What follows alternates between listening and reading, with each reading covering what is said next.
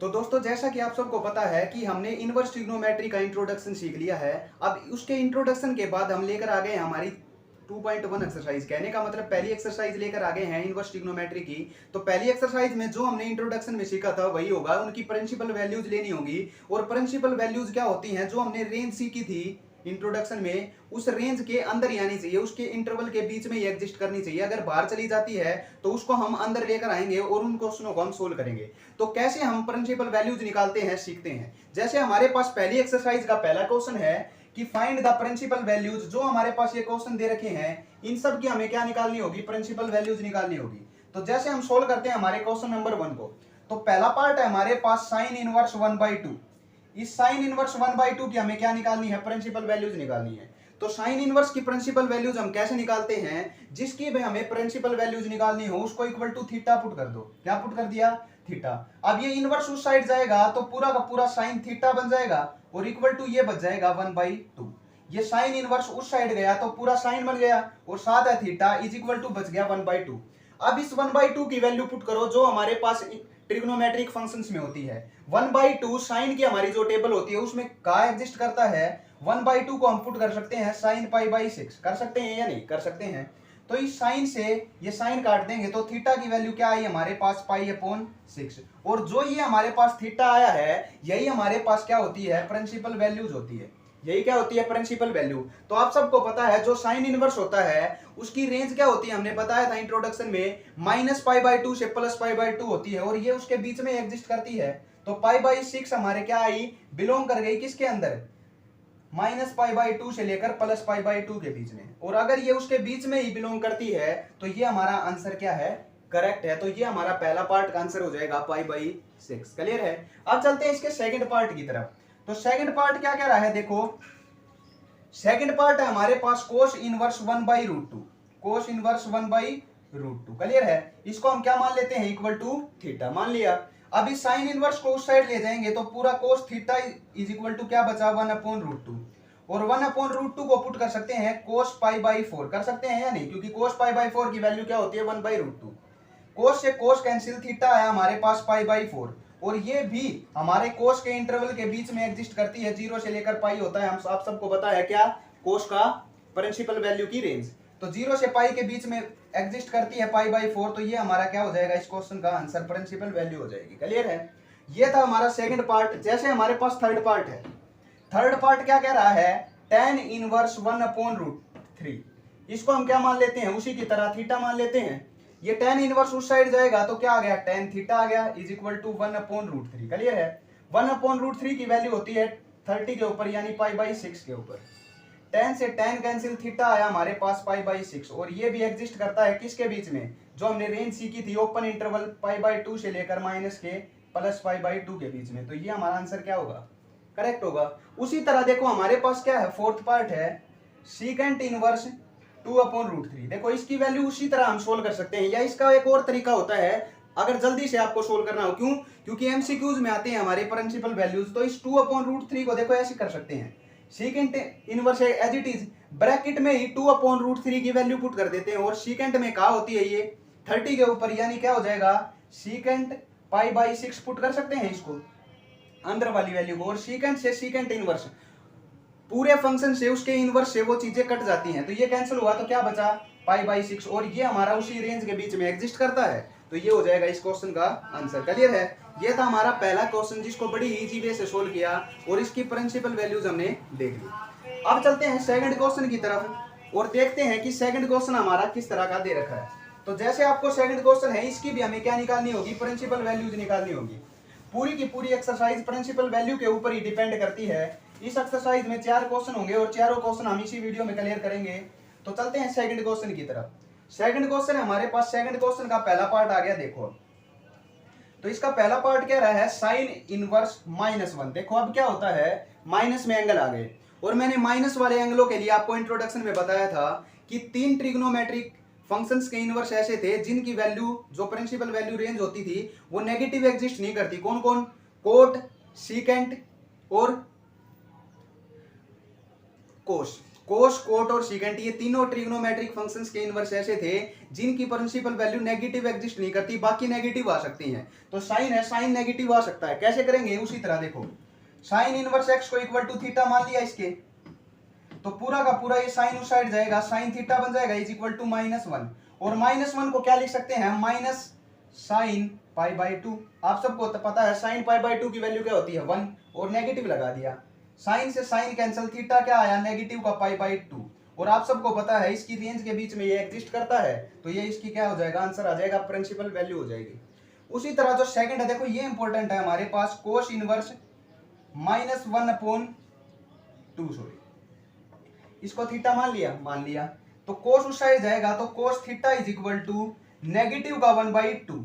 अब आप सबको पता है कोस नेगेटिव एग्जिस्ट नहीं करता, तो इसको हम कैसे लिखेंगे? देखो इसको ऐसे लिखेंगे, कोस एज इट इज 1/2 का होती है, 1/2 होती है हमारे पास किसके ऊपर? 60 के ऊपर, पाई/3 के ऊपर। लेकिन आप सबको पता था नेगेटिव एग्जिस्ट नहीं करता, तो इसके एंगल को क्या करो? पाई में से घटा दो, पाई माइनस पाई/3 कर दिया। देखो आएगा यही सेम, कोस पाई माइनस पाई/3 क्या होता है? नेगेटिव का पाई/3, यही वैल्यू आएगी। लेकिन इसको हमने पॉजिटिव बनाने के लिए, क्योंकि इसकी प्रिंसिपल वैल्यू एग्जिस्ट नहीं करती नेगेटिव में, अब कोस से कोस काट दिया। क्लियर है? तो थीटा क्या आया? देखो इसको सोल्व करो, एलसीएम लेंगे, 3 पाई में से 1 पाई गया, 2 पाई/3, तो 2 पाई/3 आया। और ये बिलोंग करता है हमारे 0 से लेकर पाई के बीच में। पहली जो यहाँ पर जो वैल्यू आती है ना नेगेटिव का पाई/3, वो एग्जिस्ट नहीं करती, लेकिन हमने पाई में से घटाया तो 2 पाई/3 आया, और 2 पाई/3 एग्जिस्ट करता है इसकी रेंज के बीच में, तो ये आंसर इसका क्या होगा? करेक्ट। ऐसे ही कोट और सीकेंट का करेंगे, क्या करेंगे? पाई में से लेस कर देंगे। अब चलते हैं इसके थर्ड पार्ट की तरफ, tan इनवर्स -√3 के ऊपर, इसको क्या कर लेते हैं? इक्वल टू थीटा, और tan थीटा क्या हो जाएगा? नेगेटिव का √3, और नेगेटिव √3 नेगेटिव एग्जिस्ट कर सकता है tan, तो tan 60 यानी पाई/3, tan से tan काट दिया, क्या आ गया? माइनस का पाई/3, ये हमारा आंसर होगा फाइनल। क्लियर है? तो सेकंड क्वेश्चन का लास्ट पार्ट आप कर सकते हैं ऐसे ही, बिल्कुल है। अब चलते हैं इसके थर्ड क्वेश्चन की तरफ और देखते हैं कि थर्ड क्वेश्चन किस तरह का है। थर्ड क्वेश्चन थोड़ा सा अलग है, देखो कैसे सोल्व करेंगे थर्ड क्वेश्चन को, ध्यान से देखना। मुश्किल नहीं है, बिल्कुल इजी है, प्रिंसिपल वैल्यू के ऊपर ही डिपेंड करता है। जैसे हमारे थर्ड पार्ट का पहला क्वेश्चन है, देखो ये रहा, क्या कह रहा है? tan inverse √3 minus secant inverse -2। Clear है? अब देखो, अब हम सीधा सोल्व करेंगे, वो थीटा का प्रोसीजर नहीं लगाएंगे। क्लियर है? तो अब देखो क्या करेंगे, tan inverse as it is √3 को हम क्या लिख सकते हैं? tan पाई/3 लिख सकते हैं, क्योंकि 60 के ऊपर क्या होता है? √3, minus secant inverse as it is -2 को, देखो सीकेंट है, कोट, सीकेंट और कोस ये नेगेटिव एग्जिस्ट नहीं करते ना, तो इस -2 को हम ऐसे लिखेंगे, सीकेंट 2 का होता है पाई/3 के ऊपर। क्लियर है ना बात? तो इसको हम ऐसे लिखेंगे, पाई माइनस पाई/3, क्योंकि नेगेटिव एग्जिस्ट नहीं करता ये। सीकेंट से सीकेंट इनवर्स काट दिया, tan से tan इनवर्स काट दिया, पाई/3 बचा माइनस, इसको सोल्व कर लो एक बार, 3 पाई, पाई माइनस पाई, 2 पाई/3, एलसीएम ले लेंगे 3 पाई माइनस 2 पाई में से पाई जाएगा, माइनस का पाई/3, एलसीएम लिया, 2 पाई में से माइनस का पाई बचा, और पाई/3 इसका क्या होगा? Answer correct. उसी तरह हम करेंगे सेकंड क्वेश्चन। सेकंड पार्ट क्या कह रहा है? देखो tan इनवर्स √3, तो tan inverse as it is √3 को हम लिख सकते हैं tan पाई/3, लिख सकते हैं, माइनस कोट इनवर्स इनटू, देखो कोट इनवर्स नेगेटिव एग्जिस्ट नहीं कर सकता, तो इसको क्या लिखेंगे? √3 का होता है 30 के ऊपर, यानी कोट पाई माइनस पाई/6, ऐसे करेंगे ना। क्लियर है? आ जाओ, कोट इनवर्स से कोट कैंसिल, tan से tan इनवर्स कैंसिल, पाई/3 माइनस, इसको सोल्व कर लो, 6 पाई में से पाई गया, 5 पाई/6, एलसीएम लिया, कितना आया? 6, ये हो जाएगा 2 पाई माइनस 5 पाई, आंसर आ गया कितना? माइनस का 3 पाई/6, 3 से काट दिया 2 के ऊपर, तो -पाई/2 इसका क्या होगा? फाइनल आंसर होगा। क्लियर है? तो ये थे पहले 3 क्वेश्चन, कौन सी एक्सरसाइज के? 2.1 एक्सरसाइज के, एलिमेंट बुक की। अब एक क्वेश्चन बचा है इसका, तो चलते हैं उस एक क्वेश्चन की तरफ, बहुत इंपॉर्टेंट है हमारा फोर्थ क्वेश्चन। तो चलते हैं 2.1 के लास्ट क्वेश्चन की तरफ। तो क्वेश्चन नंबर 4 क्या कह रहा है हमारी पहली एक्सरसाइज का? क्या कह रहा है? Evaluate sine into cos inverse 3/5। पहला पार्ट है हमारे पास, क्या कह रहा है? इंपॉर्टेंट क्वेश्चन है, बहुत ज्यादा पेपर में आएगा बिल्कुल पक्का। साइन इंटू कोस इनवर्स 3/5, ये हमारा पहला पार्ट।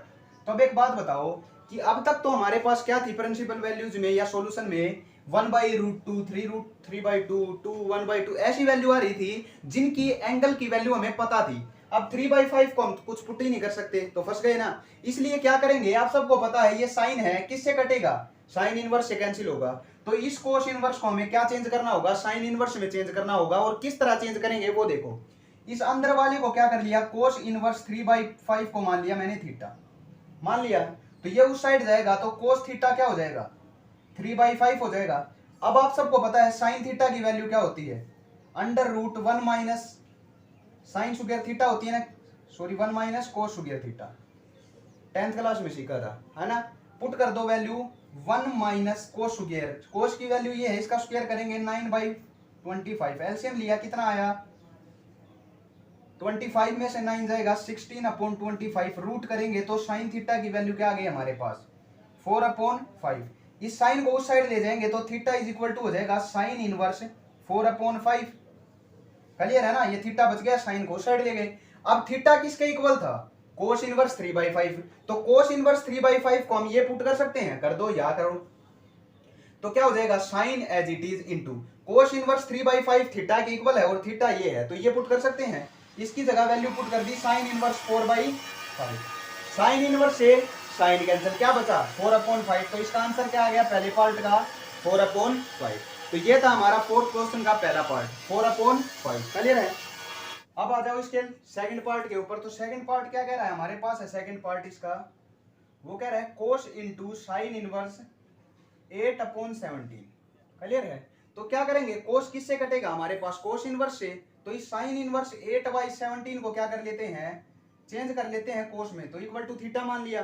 तो क्या बचा हमारे पास, उस साइड जाएगा तो sine theta is equal to 8/17।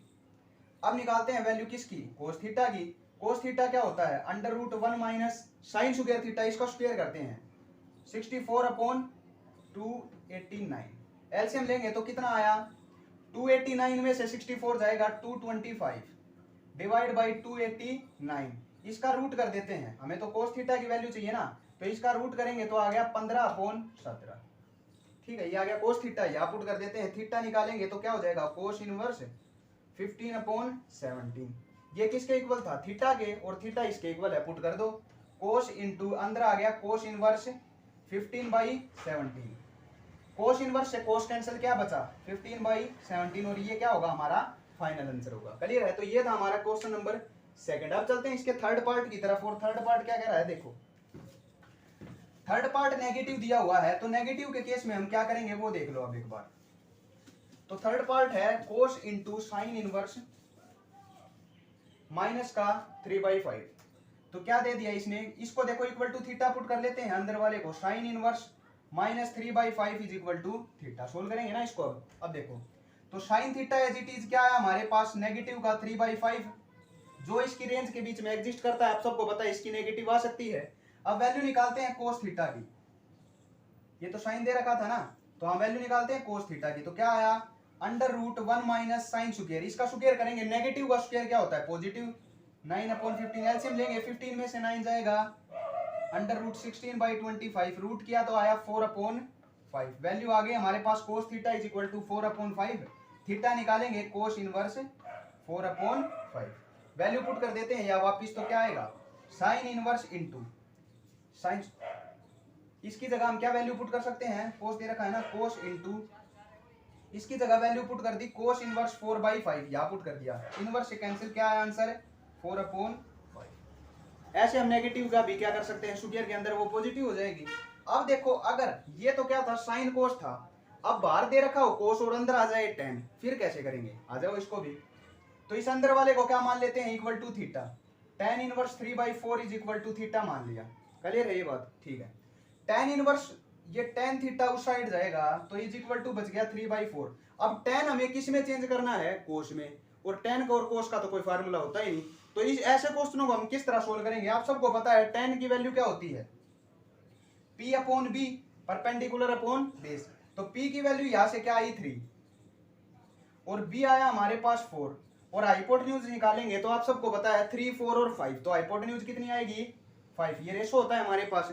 अब हमें चेंज करना है कोस में, तो कोस थीटा क्या होता है, कोस थीटा होता है बेस अपॉन हाइपोटेन्यूज, तो बेस की वैल्यू क्या है 4 अपॉन हाइपोटेन्यूज कितना है 5, यहां से थीटा निकालेंगे, कोस उस साइड गया तो क्या हो गया कोस इनवर्स 4/5, अब थीटा किसके इक्वल था, tan इनवर्स 3/4 के, तो tan इनवर्स 3/4 हमने किस में चेंज कर दिया, cos इनवर्स में पुट कर दो यार, तो cos एज इट इज इसकी जगह वैल्यू पुट कर दी cos इनवर्स 4/5, जिससे ये कैंसिल आंसर आया 4/5।